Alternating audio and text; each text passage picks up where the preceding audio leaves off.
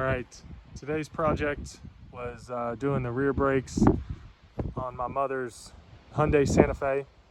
So if you have a 2019 Santa Fe or newer, or if you have any vehicle, not any vehicle, but you know, some of the vehicles that have an electronic parking brake, this is a little trick I just learned that will probably help you if you're a broke redneck like me and need a way to get this thing done.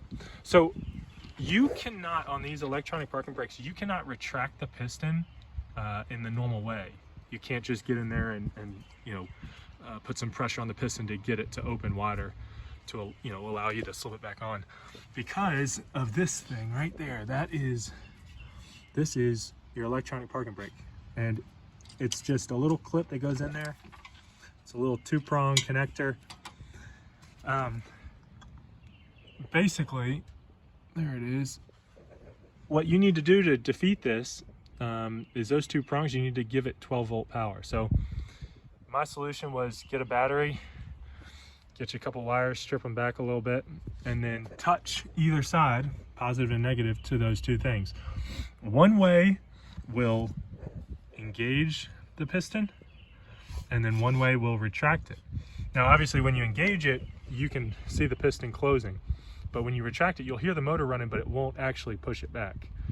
But if you run it a good bit, keep an eye on it, make sure that it doesn't, you know, start spinning or doing anything funky. But you just need to retract it a little bit, then you can put the pressure and push the hydraulic fluid back up into the reservoir and complete it. So it just worked for me.